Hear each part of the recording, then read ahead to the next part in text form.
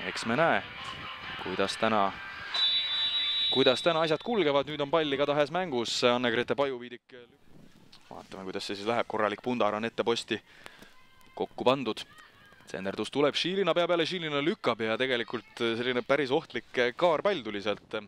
Saab liikuda mööda äärt üles. Kimsen on selja taga, aga liiga aktiivselt praegu järele ei jooksnud ja lõpuks Kõrran teeb küll tõrje. Vist oleks pall ikkagi väravast mööda läinud, vähemalt siit videopildist tundus niimoodi.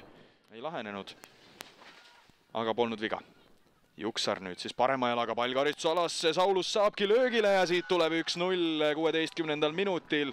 Hästi mängitud rünnak ja Katriin Saulus selle lõpetuseks lööb oma hooaja 22. värava. Nii et suurepäraselt lahendatud olukord Juksarilt tõste kasti. Sauluselt ühe puutega alla. Ja kas see läheb täna nii või mitte, igatahes nüüd saab Salei mööda vasakut. Saab minna ja panebki selle palli võrku. Ei, see ei ole mitte Salei, see on Keidi Pööra ja Tabasalu viigistab mänguseisu 25. minutil. Nii et täpselt see, millest sai just räägitud, et Saku ei ole suutnud 2 väravat järjest lüüa. Just oli hiilgav võimalus teises väljaku otsas ja siis tuleb Tabasalu ühe korra vastu ja Saku jalaga teravaid palle teele saata. Kõrge kaarega ja jääb sinna põrkesse ka. Oi, mis löök tuleb ja see lõigatakse küll. Vot see lõigatakse tipphetkede videosse välja. Igatahes Saku on läinud 2-0 juhtima ja väravautoriks taas Katriin Saulus. Oi. Veel enne kui pool tundi saab mängitud. Kukkumise pealt juba tundus, et on selline täiesti lootusetu olukord, aga siis paneb Saulus pealse sinna. Teise lainesse Kross, tuleb Sauluselt löök ja kuigi tegelikult jooksusuund oleks olnud väravale. Pajuviidik palli taga keerutab ja lükkab Eismann palli latti. Pall ka hästi, pannakse pea vahele jälle latti, teist korda tabab Tabasalu. Kõrgem pall ja jõuabki, kas jõuab teise äärde Rängile kohale, Ränk ja lõikab keskele, kas saab löögile ka, läheb löögile, aga natukene ettepoole, aga nüüd see ei toonud erilist tulu, kui ainult nüüd ja pääsebki Rannastoo väravavahist mööda, lükkab veel ja lükkabki palli väravasse. Nii et Saku Sporting 73. minutil saab kätte selle, mida neil oli väga vaja selleks, et see mäng lõplikult enda kasuks kallutada. Ja nad on selle igati ära teeninud, sest tegelikult Tabasalu vastu seisti kaitses ka teise poole alguses hästi. Nii et ei hullu Saku jaoks. Aga nüüd läbisööt Šilina poole, Šilina läheb ja ei tule Eismann praegu väravast välja, kas Šilina lahendab selle olukorra ära, lahendab ära 2-3. Nii et meil on veel mängu 84. minutil. 84. minutil suudab lüüa Tabasalu ühe värava tagasi ja täpselt see, mis oli ka eelmine kord, kui siin Tabasalus mängiti.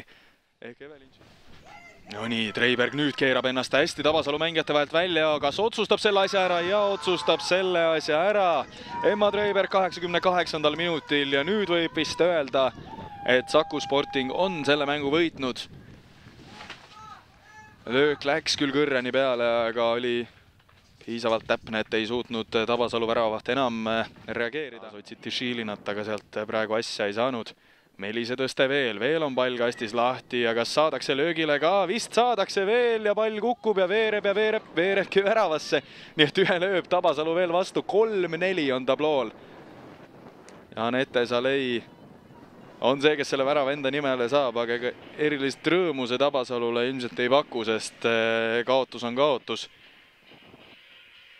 Aga noh, ma ei taha nüüd nii öelda, aga liiga palju on täna olnud seda, et ütled ühte ja väljakul juhtub hoopis ja sealt pall korraks Sakule, Tiigimägi ei saa seda ikkagi kaasa ja kas nüüd on kõik? Nüüd on kõik, 93 on täis ja Saku Sporting on võitnud Tabasalut 4-3. Andres Tiits, Tabasalu peatreener, no väravaid nägime täna, ägedat võitlust nägime, aga miks läks niimoodi, et see lõpuks Saku kasuks kaldus? Ma arvan, et võib-olla meil ei kerkinud keegi esile nii nagu neil, et neil tegid mingid mängijad tegid nagu oma ära ja meil ei olnud võib-olla täna seda mängijat, kes tõuseks esile, kes võib-olla oleks selline liidri rollis, ja mingitel momentidel, ma arvan, eksisime võib-olla liiga lihtsalt. Et sellises mängus karistatakse need ära, et tuleb muidugi, kuidas öelda, Sakule ka au anda, et neil oli ju kuidas öelda, enne tänast juba kõik nagu selles suhtes kindlustatud, et neil oli teine koht käes ja nad leidsid seda motivatsiooni siia tulla mängima. Mis need taktikalised käigud olid, millega te proovisite Sakut murma minna?